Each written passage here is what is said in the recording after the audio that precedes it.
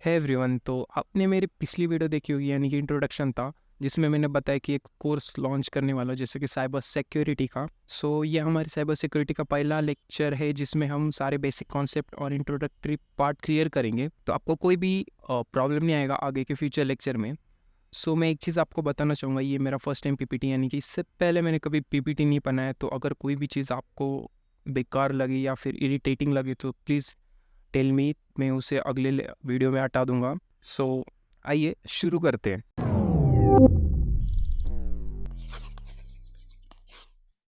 तो पहले तो हम देखेंगे इंट्रोडक्शन टू साइबर सिक्योरिटी।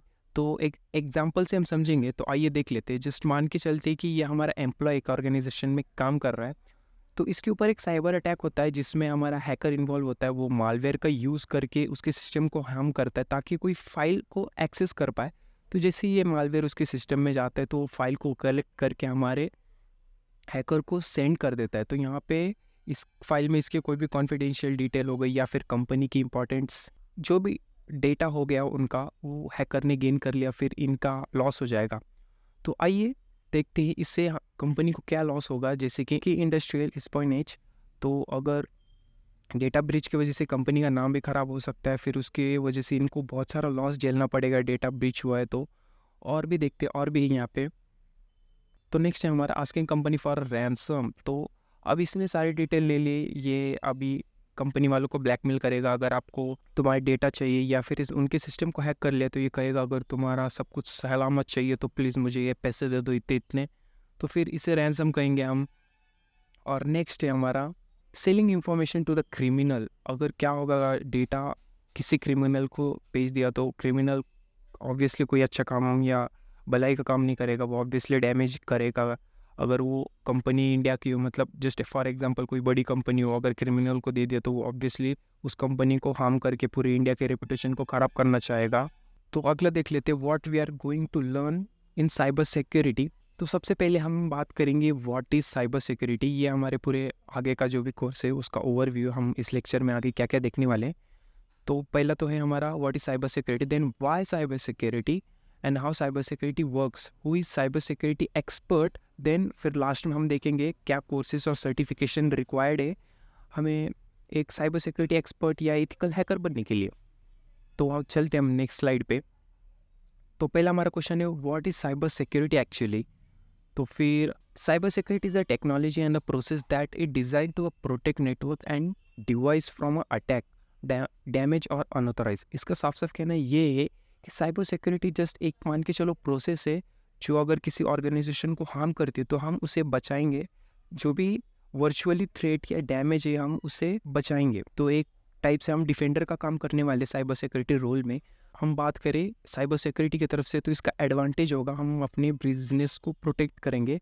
हमारा सेकंड एडवांटेज होगा हम अपनी प्रोडक्टिविटी को बढ़ा पाएंगे। तो जैसे कि हम अपने कंपनी को सिक्योर कर रहे थे, हमारी कंपनी के बाकी के लोग ना कि ये ध्यान दें कि हमारा डेटा ब्रीच होने वाला है या हैक होने वाला है, वो अपने काम पे ध्यान देंगे और उनकी प्रोडक्टिविटी जो भी वो प्रोडक्ट बनाते हैं वो फास्टली प्रोडक्ट होगा। सो हमारा थर्ड है इंस्पायर कस्टमर कॉन्फिडेंस। तो हम इसे एज अ पॉजिटिव वे में थिंक कर सकते हैं। जैसे कि हमने एक इथिकल हैकर रखा हमारी कंपनी में, तो हम उसे एज एडवर्टाइज में दिखाएंगे हम we have a ethical hacker, तो आपका डेटा सेफ है, we have a security, we are providing security for your data. तो इससे कस्टमर अट्रैक्ट होंगे और बिलीव करेंगे हमारे ऑर्गेनाइजेशन पे। आइए फोर्थ वन देख लेते हैं हम, फोर्थ वन क्या है। और इससे हम अपने हमारे वेबसाइट्स को जो भी, जैसे कि फॉर एग्जांपल अमेज़ॉन सर्विस यानी कि प्रोडक्ट सर्विस जो भी सेल करती है, अगर अमेज़ॉन क्रैश हो गया तो लोग क्या करेंगे, फ्लिपकार्ट पे चले जाएंगे, ऐसे तो अमेज़ॉन ठप पड़ जाएगा ना। तो फिर इसीलिए साइबर सिक्योरिटी भी इसे भी बचाएगा हमारे वेबसाइट को क्रैश होने से। तो हमारा लास्ट है protecting your customer and clients. So हमारे ना कि सिर्फ हमारे पास जो है वही इंपॉर्टेंट है, हमारे क्लाइंट के पास जो है वो भी इंपॉर्टेंट है। जैसे कि क्लाइंट्स के बैंक डिटेल्स या जो भी उनके पास है, या फिर वो हमारी सर्विस एक्सेस करना कि कोई हमारे सर्विस को हैक करने के बाद क्लाइंट्स के सिस्टम को हैक कर दे, हम ये नहीं चाहेंगे। सो cyber security provides a lot of advantage. तो हम आगे बढ़ते हैं एक्चुअली वाई साइबर सिक्योरिटी, तो हम इसे भी देख लेते हैं। तो साइबर सिक्योरिटी इन तीन चीज़ों पे डिपेंड करता है, कॉन्फिडेंशियलिटी, अवेलेबिलिटी एंड इंटेग्रिटी। ये हम आगे देखेंगे ये सब क्या होते हैं। तो पहले हम देख लेते हैं confidentiality, integrity, availability have a serve as a industry stand for the computer security since time and first mainframe. जैसे कि मैंने बताया इन्हीं तीनों के ऊपर सब डिपेंड रहता है। तो बात करते हैं सबसे पहले हम कॉन्फिडेंशियलिटी के ऊपर। तो एक मान के चलो आप ये चाहे तो ये भी पढ़ सकते हो, मैं एक्सप्लेन तो कर ही रहा हूँ। सो मान के चलिए आपको अपने दोस्त को कोई चीज़ भेजना है, यानी कि कोई क्वेश्चन पेपर है आपको भेजना है और वो क्वेश्चन पेपर किसी और को पता नहीं चलना चाहिए। तो आप क्या करोगे, बहुत ही सीक्रेटली भेजोगे, तो वो क्या होगा, कॉन्फिडेंशियल हो गया। तो आपके अलावा और आपको जिसको भेजना है उसके अलावा कोई भी उस मैसेज को नहीं देखना चाहिए, उसे हम कॉन्फिडेंशियलिटी कहेंगे। फॉर एग्जांपल जैसे कि मैंने क्वेश्चन पेपर बताया और यहाँ पे मिलिट्री सीक्रेट्स हो गए। तो अब हम बात करते हैं इंटीग्रिटी के बारे में। सो इंटीग्रिटी मतलब क्या? तो एक्चुअली मान के चलो हम क्वेश्चन पेपर तो भेज रहे, लेकिन ठीक है वो हैकर उस क्वेश्चन पेपर को नहीं देख रहा। फॉर एग्जांपल उस हैकर ने क्वेश्चन पेपर ही बदल दिया और फिर क्या होगा, वो सामने वाला हमारा फ्रेंड वही क्वेश्चन पेपर करेगा और एग्जाम में वो आंसर क्वेश्चन आएगा ही नहीं। तो इसे हम इंटीग्रिटी कहेंगे। जैसे कि हम जो भेज रहे वही वहाँ पे जाना चाहिए, जो हम क्वेश्चन पेपर तैयार करके जो भी क्वेश्चन है वो हम अपने फ्रेंड को भेज रहे उसे वही मिलना चाहिए, ना कि कोई और क्वेश्चन पेपर, या फिर कोई बीच में कोई और चेंज ना कर दे, उसे हम इंटीग्रिटी कहेंगे। और बात करते हैं हम अवेबिलिटी के बारे में। तो अवेबिलिटी ज़्यादा कुछ नहीं है, जैसे कि हमारा गूगल है, ऐसा नहीं कि गूगल पे कोई हैकिंग अटैक ही नहीं करता, उस पर डेली हर रोज़ उसके ऊपर हैकिंग अटैक्स होते रहते, लेकिन उन्होंने अपना बैकग्राउंड इतना, यानी कि अपने सिस्टम्स को इतना स्ट्रांग बना दिया है कि अटैक होते रहेगा, वो उसे प्रोसेस करते रहेंगे, उसे मॉनिटरिंग करते रहेंगे, हैकिंग को हटाते रहेंगे, लेकिन हमारा जो भी कस्टमर है उन्हें प्रॉब्लम नहीं आना चाहिए। वो जब भी गूगल को एक्सेस करे तब गूगल एक्सेस हो जाना चाहिए। सो उसे हम अवेबिलिटी कहेंगे। तो अब बात करते हैं threats to a CIA cyber crime. CIA वो US वाला नहीं, जस्ट कॉन्फिडेंशियलिटी, इंटीग्रिटी और अवेबिलिटी। तो आइए देखते हैं हमारे CIA में क्या थ्रेट्स हो सकते हैं एक हैकर के अटैक की वजह से। सो एज ए देखो, अगर कोई हैकर अटैक करेगा तो वो फिर हमारे सिस्टम को डैमेज कर सकता है या फिर हमारे पूरे नेटवर्क को। तो हम नेक्स्ट देखते हैं, ज़्यादा से ज़्यादा हैकिंग पैसों के लिए होता है, वो बात अलग है। अगर कोई पॉलिटिकल या फिर कंट्री लेवल का हैकिंग हो रहा है वो अलग है, लेकिन मोस्ट ऑफ द हैकर पैसे के लिए हैकिंग करते हैं, प्रॉफिट कमाने के लिए। सो हमारा थर्ड वन आता है, जो हम किसी एक डिवाइस को यूज़ करते हैं दूसरे डिवाइस को हैक करने के लिए, और डायरेक्टली ना कि सिर्फ उसे हम वायरस डाल दे और जस्ट स्टॉप कर दे, वो पूरा डैमेज यानी कि क्रैश हो जाए पूरा सिस्टम, अगली बार से काम ही ना करे। ये हमारे थर्ड टाइप में आएगा। सो आइए आगे बढ़ते हैं हम। तो अब बात करते हैं टाइप्स ऑफ साइबर क्राइम के। कितने टाइप्स के साइबर क्राइम होते हैं उसे भी देख लेते हैं हम अभी। आई गेस कि जो भी मैं आपको बता रहा हूँ प्लीज़ आप नोट्स बना रहे होगे।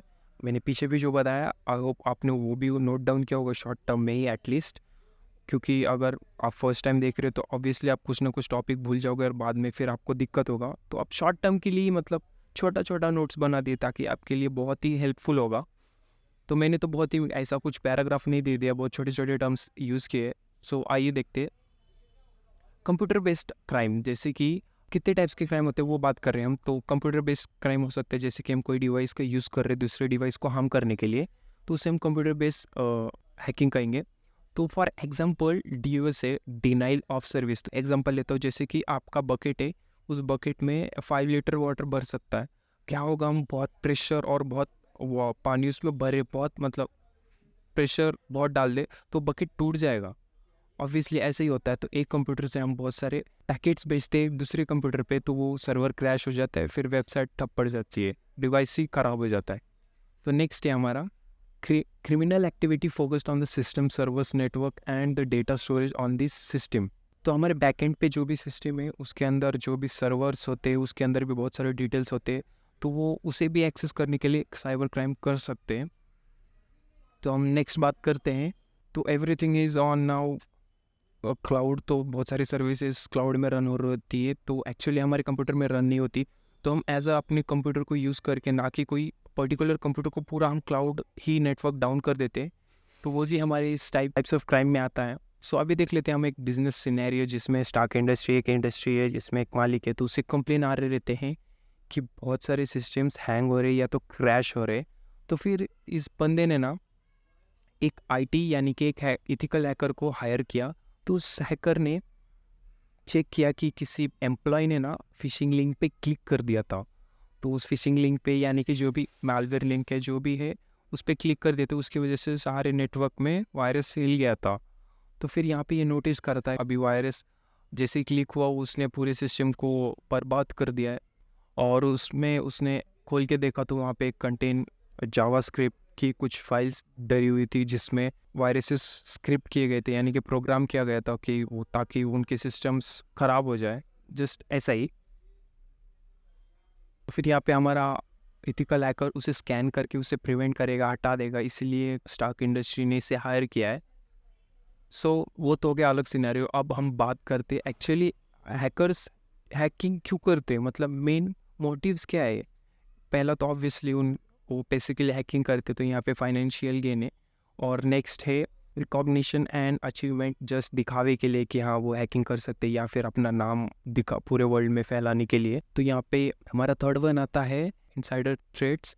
तो असल में ये क्या होता है, जो ऑर्गेनाइजेशन के अंदर काम कर रहे होते तो कैसा होता है, उनकी सैलरी ज़्यादा नहीं होती तो वो सेटिस्फेक्शन नहीं होता, या फिर बॉस ने उनके ऊपर चिल्ला दिया तो उनके पास ये स्किल है तो वो ऑब्वियसली कंपनी को डैमेज करने की कोशिश करते हैं। तो वो होते हैं इनसाइडर थ्रेड्स। जो बाहर से अटैक करते वो तो नॉर्मल हैकर करते हैं। और फिर लास्ट वाला हो गया पॉलिटिकल मोटिवेशन, जो जस्ट ये पॉलिटिकल गेम होता है, वो भी हैकर्स का यूज़ कर सकते हैं ताकि सामने वाला पार्टी गिर जाए, या फिर उनका जो भी गेम है। तो पॉलिटिकल लेवल पे भी हैकिंग होती है, ऐसा मत समझो सिर्फ इंडस्ट्री लेवल पे होती है। तो और भी है, तो मैंने ये 4 ही डाले, इतना काफ़ी आपके लिए। सो अब बात करते हैं टाइप्स ऑफ हैकर, ये मेरा फेवरेट टॉपिक है। सो फर्स्ट, आप सभी को पता होगा, आपने बहुत जगह पे देखा भी होगा, वाइट हैट हैकर, जो कि इन्हें इथिकल हैकर कहा जाता है। तो एक्चुअली इनके पास पूरा परमिशन रहता है कि ऑर्गेनाइजेशन का जो मालिक है ना, वो इन्हें परमिशन दे देता है, आप हमारी कंपनी पे पेन टेस्टिंग करो, आपको जो भी प्रॉब्लम्स या जो भी वनरेबिलिटीज़ मिलती है, यानी कि जो भी खामियाँ मिलती है हमारी कंपनी में, तो प्लीज़ हमें उसे बताओ या फिर उसे पैच कर दो, उसे हम इथिकल हैकर कहेंगे। इनमें एग्रीमेंट साइन हो जाता है। तो हमारा नेक्स्ट आता है ब्लैक हैट हैकर्स, जो कि बिल्कुल भी इथिकल नहीं होते, अनइथिकल होते हैं, जो अपने पर्पज़ के लिए हैकिंग करते हैं, और इनका इंटेंशन एक ही होता है, कंपनी को डैमेज पहुंचाना या फिर उनसे पैसे निकलवाना। और इन दोनों के बीच में एक हैकर होता है जिसे हम ग्रे हैट हैकर कहते हैं। तो ये एक्चुअली आप कह सकते हो ना ही अच्छा होता है ना ही बुरा होता है। ये फॉर एग्जांपल ये गलत ट्रिक्स यूज़ करके अच्छे काम करता है। फॉर हमारा एनोनिमस, जो कि बहुत सारी चीज़ों को एक्सपोज कर देता है, लेकिन बाकी गवर्नमेंट के हिसाब से वो इथिकली नहीं है, लेकिन वो एज अ पब्लिक के लिए काम करते फ्रीडम ऑफ स्पीच दिलवाने के लिए पब्लिक्स को। तो ये आते हैं ग्रे हैट हैकर में, जो इन दोनों के बीच में होते हैं। तो हमारा फोर्थ वन है सुसाइड बॉम्बर। असल में ये क्या होते हैं एक्चुअली, ये इनकी पावर, मतलब इनका जो भी इंटेंशन होता है वो ब्लैक हैट जैसा रहता है, लेकिन ब्लैक हैट ये नहीं चाहता कि वो पकड़ा जाए, लेकिन ये हैकिंग करने के बाद ये चाहता है कि ये पकड़ा जाए, ताकि ये अपनी बात, फॉर एग्जांपल इसकी जो भी रीज़न हो कि उसको कुछ बात रखनी हो पूरे सोसाइटी के बीच में, तो इसलिए वो हैकिंग करेगा और सबकी नज़र इसके ऊपर चल जाएगी और ये अपनी बात कह पाएगा। तो अगला है स्क्रिप्ट किडीज़। तो असल में ये क्या होता है, ये कोई प्रोफेशनल हैकर्स नहीं होते, ना ही इनके पास कोई बैकग्राउंड होता है, ना ही इन्हें पता है एक्चुअल में टूल्स काम कैसे कर रहे हैं, बैकग्राउंड में चल क्या रहा है। ये जस्ट किसी और के टूल्स यूज़ करके जस्ट कमांड रन कर देते और इंटेंशनली ये डैमेज कर देते। तो इनका इंटेंशन ज़्यादा पावरफुल नहीं होता, ये सिर्फ एज अ फन या सिर्फ दिखाना चाहते हैं इन्हें हैकिंग आता है। तो आप मान सकते हैं just they are not a professional. Cyber terrorist, ये एक कंट्री से दूसरे कंट्री को हार्म पहुंचाने के लिए हैकिंग करते हैं। जैसे कि सभी को पता है एक कंट्री जो हमेशा हैकिंग परफॉर्म करते रहता है दूसरे कंट्रीज़ पे, या फिर स्पाई करते रहता है, मैं नाम लेना नहीं चाहूँगा, आप सभी को पता ही होगा। तो हमारा इसमें थर्ड वन आता है स्टेट स्पॉन्सर। तो यहाँ पे कंट्री भी स्पॉन्सर करती है, जैसे कि मैंने बताया कि एक स्टेट से दूसरे मिलिट्री के सीक्रेट्स जानने के लिए वो भी एक्सेस करते हैं, हालांकि ये बताते नहीं है लेकिन ये करते।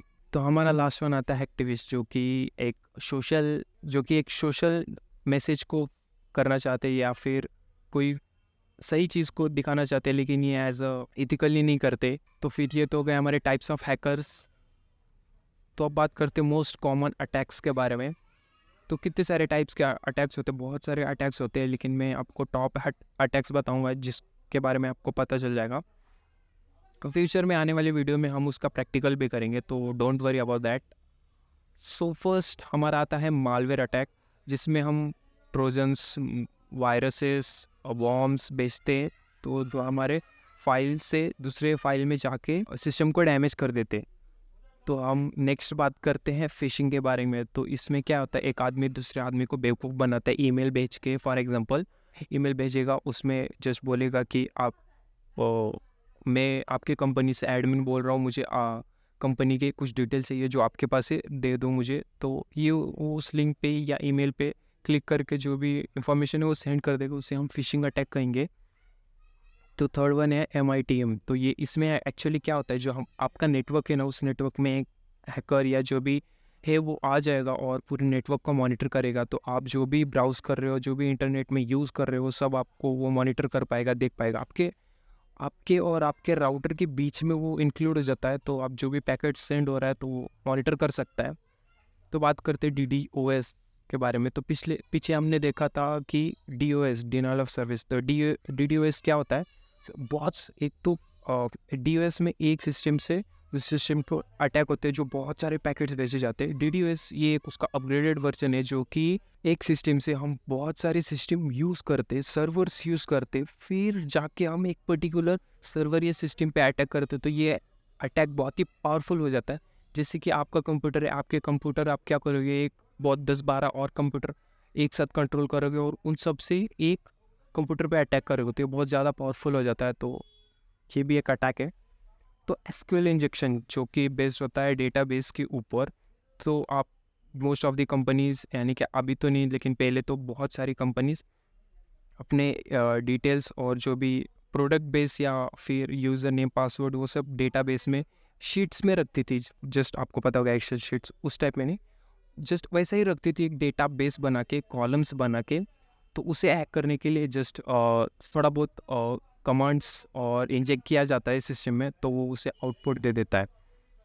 तो अगला देखते हैं हम DNS टनलिंग के बारे में। तो ये बहुत ही इंपॉर्टेंट होता है। तो DNS एक्चुअली में करता क्या है, मैं ये बता देता हूँ आपको कि जस्ट आप google.com सर्च कर रहे हो, तो अपने आपको पता होगा कंप्यूटर्स को ये सब नहीं समझते 0101। तो हम जैसे google.com करते हैं ना, तो एक सर्वर होता है जो कि कंप्यूटर को बताता है, देख बस उसने गूगल किया ना, तो तुझे नहीं पता गूगल क्या है, तो वो गूगल की IP दे देगा।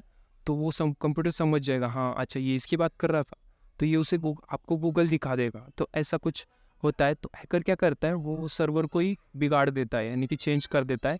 तो उसमें क्या होता है, हमारा DNS अभी जो आपने गूगल सर्च किया वो गूगल के पास जाएगा। तो हैकर क्या करेगा, अपना सर्वर का IP दे देगा, तो आपका गूगल तो खुल जाएगा, लेकिन वो गूगल ओरिजिनल गूगल नहीं है, वो आपके सिस्टम, आपके हैकर के सिस्टम का गूगल है। तो आप जो भी इसमें डायल या जो भी सर्च करोगे वो सब इसके सिस्टम से जा रहा है। पासवर्ड, क्रेडिट कार्ड का पासवर्ड इसमें डालोगे, वो इससे मिल जाएगा।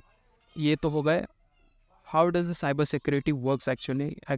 हम साइबर सिक्योरिटी में करेंगे क्या, कैसे काम करता है। तो सबसे पहले हम कंप्यूटर को सिक्योर करेंगे, तो आपको पता चल ही होगा। तो हम परफॉर्म करेंगे सेकेंड वे ऑथेंटिकेशन। आपको ये पता होगा अगर आपने अपने अकाउंट पे लगाया होगा, तो नहीं पता तो मैं बता देता हूँ। तो जस्ट मान के चलो किसी हैकर के पास आपका यूज़र नेम और पासवर्ड आ गया, तो वो एक्सेस कर लेगा। तो उसे प्रिवेंट करने के लिए हम ये यूज़ करते हैं सेकेंड वे ऑथेंटिकेशन। तो हैक उस पासवर्ड और यूज़र नेम के बाद और हम डिस्क्राइब करते हैं कि OTP दो भाई, अगर आप भी हो इस अकाउंट के ओनर तो OTP दो, या फिर आप जो भी सेट करते हो वो मांगता है। और अगला आता है हमारा regular update. As a cyber security हमें ये मेंटेन करना पड़ता है, सारे सिस्टम अप टू डेट है, सारे पैचेस अपडेटेड है, कोई भी प्रॉब्लम नहीं है, तो ये रेगुलर अपडेट में आ जाता है। तो अब बात करते हैं हम फायरवॉल के बारे में। हमें फायरवॉल को भी मेंटेन करना पड़ता है, कौन सी चीज़ें हमें अपने ऑर्गेनाइजेशन के अंदर इंपोर्ट करना है, कौन सी चीज़ें बाहर जानी चाहिए, कौन सी चीज़ें नहीं आनी चाहिए वायरसेस टाइप में। तो हम फायरवॉल सेटअप करते हैं एक। सो अगला आता है हमारा क्रिप्टोग्राफी, यानी कि जस्ट मान के चलो इनक्रिप्शन। तो हम कोई भी चीज़ें जस्ट ए फॉर एप्पल, तो उसी को सेम वही टेक्स्ट सेंड नहीं करेंगे, उसे इनक्रिप्ट करेंगे कि इस बीच में अगर कोई भी अटैक हो तो वो हैकर वो एप्पल को ना देख पाए, वो इनक्रिप्शन के बाद कुछ और दिखे, वो समझ ना पाए। तो फिर ये हमारा क्रिप्टोग्राफी में यूज़ होता है। तो ये बहुत ही पावरफुल होते हैं, बहुत ही सिक्योर करते हैं, जैसे कि हैशिंग वगैरह कर लेते हैं हम इससे।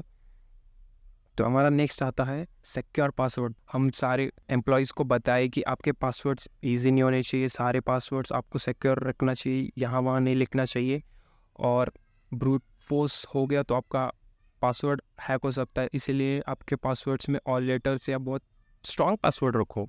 तो आगे हम बात कर लेते हैं एंटीवायरसेस के बारे में। तो हम ये भी मेंटेन करेंगे हमारे सारे सिस्टम में, या फिर नेटवर्क में हो या फिर हमारे डिवाइस में एंटीवायरसेस इंस्टॉल्ड हो। तो आगे देख लेते हैं हम नो फिशिंग। हम ये भी एक मैकेनिज़्म सेट कर देते हैं कि अगर कोई भी फिशिंग लिंक आए तो सिस्टम ऑटोमेटिकली डिटेक्ट कर दे और उसे स्पैम फोल्डर में डाल दे। जैसे कि तुम अपने मैकेनिज्म में ये भी सेटअप कर देते कि कोई भी फिशिंग लिंक ना हो, जैसे कि या फिर कंप्यूटर बेस या फिर पूरे नेटवर्क में कोई भी फिशिंग लिंक आए तो वो स्पैम फोल्डर में चला जाए। फॉर एग्जांपल आपके मेल फोल्डर में कैसे क्या स्पैम में चला जाता है, तो एक मैकेनिज्म एल्गोरिदम होता है जो डिटेक्ट कर लेता है, जो कभी कभी गलत हो जाते हैं। तो बात करते हैं सिक्योरिंग डीएनएस को, तो पिछली बार मैंने अटैक्स बताए डीएनएस से रिलेटेड, तो हमें डीएनएस को भी सिक्योर करना चाहिए। It is very important for us. तो अब देख लेते हैं who is cyber security expert. A cyber security expert is an individual employed by the organism to protect their data। तो जो भी है हमारा वो हाई लेवल नॉलेज गेन करके आया होगा साइबर सिक्योरिटी में, तो फिर हमें उस पर हम बेस हो सकते हैं या फिर हम उस पर भरोसा कर सकते हैं कि ये हैंडल कर लेगा। एक्चुअली फिर यह क्या करते हैं हमारे जो भी एक्सपर्ट साइबर सिक्योरिटी होते हैं, वो क्या करेंगे? Finding a weakness in the system या फिर पूरे नेटवर्क या ऑर्गेनाइजेशन में वीकनेस फाइंड करेंगे और उसे पैच करेंगे, मॉनिटर करते रहेंगे। जैसे कि अगर कोई भी नेटवर्क में कोई बुरी चीज़ नहीं हो रही या फिर कोई अटैक तो नहीं कर रहा, पैकेट्स बार बार कैंसिल तो नहीं हो रहे, या फिर कोई भी टाइप का अटैक नहीं हो रहा, फ्लडिंग नहीं हो रही नेटवर्क में, और नेटवर्क ब्रिज को भी ये हैंडल करते हैं, हमारा नेटवर्क आउट ऑफ सर्विस ना चला जाए या फिर हमारे नेटवर्क को कोई और एक्सेस करके कोई और यूटिलाइज नहीं कर रहा, वो भी हमें मेंटेन करना होगा। तो जैसे कि मैंने बताया, after finding they weaknesses they repair and strongly उसे मेंटेन कर लेते हैं जो भी अटैक होता है हमारे नेटवर्क में। तो आई गेस आप नोट्स बना रहे हो, वरना आपको बाद में भूल जाओगे, सो आपके लिए इन कह रहा हूँ। तो अब हम बात कर लेते हैं मेन सिक्योरिटी डोमेन्स के बारे में। हम क्या सिक्योर करेंगे? क्या कंपनी के लिए काम तो कर रहे हैं, लेकिन क्या बचाएंगे लोगों से? तो एसेट्स सिक्योरिटी करेंगे, कंपनी के जो भी एसेट्स है जो प्रॉफिटेबल है उसे हम सिक्योर करेंगे कंपनी के लिए। और फिर उसके बाद हम एज अ साइबर सिक्योरिटी हम आर्किटेक्ट एंड इंजीनियरिंग भी काम करेंगे, जो सारी बैकग्राउंड हम बना के देंगे। जस्ट सिक्योरिटी कैसे मेंटेन रहनी चाहिए, हम फायरवॉल लगा देंगे, और जो भी एंटीवायरसेस, आईपीएस, आईडीएस हम इम्प्लीमेंट कर देंगे ताकि हमारी ऑर्गेनाइजेशन हैक ना हो।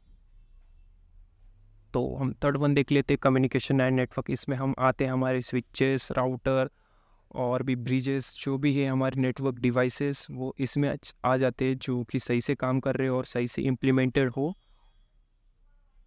और फिर हम फोर्थ वन बात कर लेते हैं, जो आइडेंटिटी और मैनेजमेंट। तो जैसे कि कोई एक एम्प्लॉई है, उसके पास कोई एडमिन एक्सेस ना आ जाए कि वो कुछ भी कर पाई, उसका जो काम है वही प्रिविलेज हमने दिया होगा। अगर उसका काम है एक्सेल शीट एक्सेस करना, तो सिर्फ वही कर पाए, ना कि फिर सिस्टम के फाइल्स या फिर एसेट्स कुछ भी एक्सेस ना कर पाए।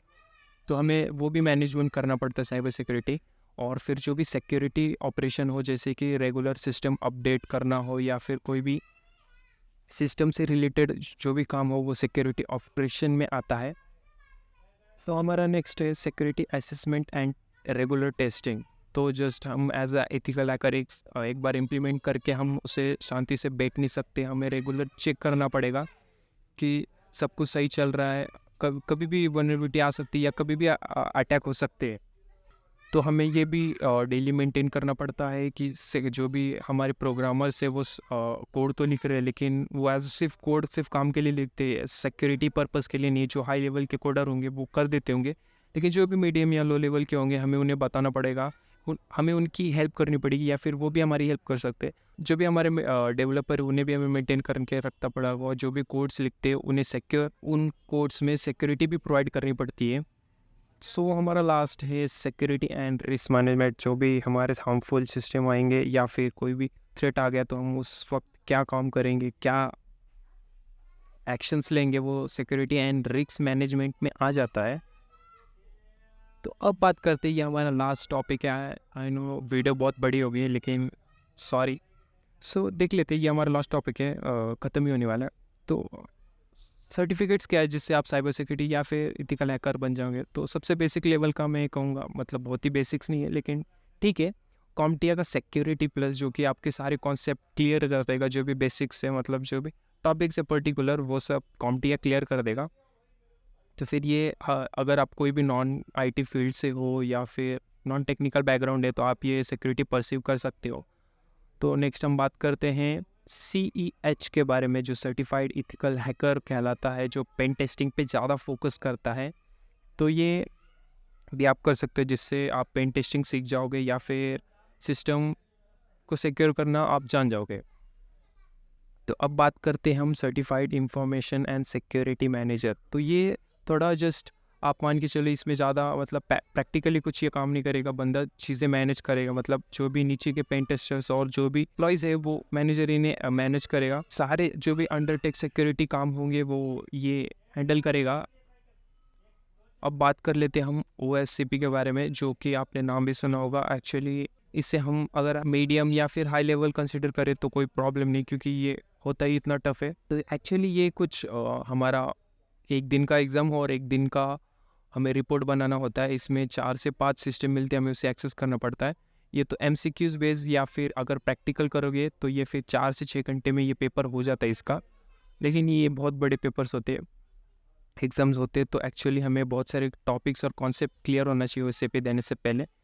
तो अब बात करते हैं certified and risk and information security control. तो जैसे कि मैंने पिछले बारे में बताया था कि जो भी रिस्क और मैनेजमेंट है वो इनके अंडर होगा, तो ये भी सर्टिफिकेशन एक हाई लेवल सर्टिफिकेशन कंसिडर करेंगे तो भी ठीक है। तो फिर हम अगला बात कर लेते हैं। तो future is all about cloud. तो हमें क्लाउड की भी अगर सर्टिफिकेशन करने हो एज अ सिक्योरिटी लेवल पे, तो CCSP is perfect for the cloud security. ये सब मेरे ओपिनियन है। अगर आपके ओपिनियन है तो आप चेंज कर सकते हो, ऑब्वियसली आपका ओपिनियन है, आपको जो भी प्रेफरेंस देना है आप दे सकते हो। तो ये लास्ट है CISSP, जो कि बहुत ही हाई लेवल सर्टिफिकेट होते हैं और बहुत सारे कॉन्सेप्ट और बहुत सारे नॉलेज रिक्वायर्ड होते हैं इन सर्टिफिकेट्स में। फॉर एग्जांपल, अगर आपको ये एग्ज़ाम देना तो आपके पास 5 to 8 ईयर एक्सपीरियंस होना चाहिए, तब जाके आप ये एग्ज़ाम दे पाओगे। ओके, तो हमने यहाँ पे सारे अपने कॉन्सेप्ट क्लियर कर लिए। तो अब देख लेते हैं हमने क्या क्या पढ़ा।